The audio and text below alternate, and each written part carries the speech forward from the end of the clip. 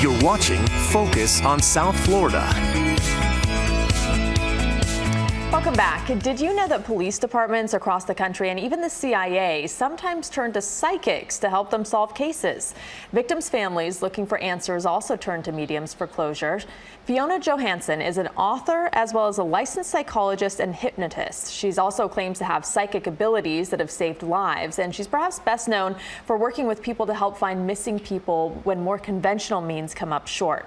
I recently sat down with her to talk about how this all began and the advice she has for all of us. Okay, so what exactly do you do when you work with law enforcement and you work with the families of missing victims or unsolved crimes? What kind of work do you do with them?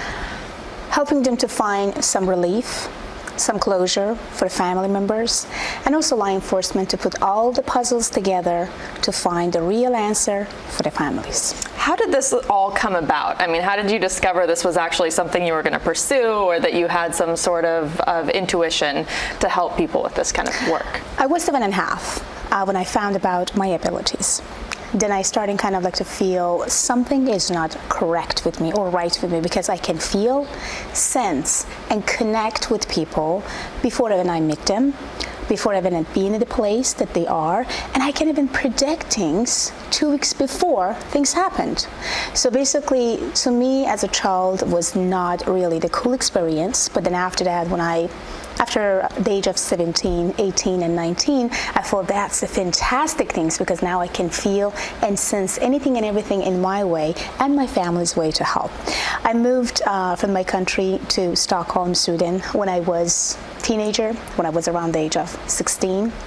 So basically it was hard. It was not really easy for me, but what I learned, I do have ability.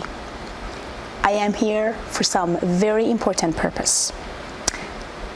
I have to help others. So, how did this connection with law enforcement first happen? And aren't law enforcement officers initially skeptical about what kind of science is this? How are we going to solve a crime using Actually, someone? they don't. No? CIA use psychics. FBI use psychics. They do not really. That's what we think they are. But you have to be real. You have to have some abilities, and you have to feel and sense and locate people, and actually do have some paranormal to trying to help them to locate people. So basically, when I started, I was at the age of 17. I was back in Stockholm. It was actually a very hot summer, and all of a sudden I felt that I have some very hot vision in my face. It sounds like someone trying to be killed, or someone already been killed, and it was already recent. I could feel, I could sense the blood and everything. Then I went to the store, and all of a sudden I see that, yes, that was actually some sort of, homicide and other stuff like, all over the place. And I kind of remember that I tried to stop the officer and say, stop, don't go there. At that time, I couldn't speak English, I couldn't speak Swedish, and I don't even know how I could explain myself to that officer and hold him. He tried to push me, he says, no, I have to just get out, or get me, or just like, please let me. But I do remember, I hold him and says, if you go behind this wall, you will have a shot in your head and die right away. And almost 60 seconds after, they found the guy with the gun behind the wall, and if I did not stop the officer, he would be dead in seconds. So that was the moment that my career started with law enforcement in Stockholm. Tell me about this book you're writing with Jack Canfield. We all know him for Chicken Soup for the Soul, and Yes. you're working on a project together. Yes. Tell me about that. Yes.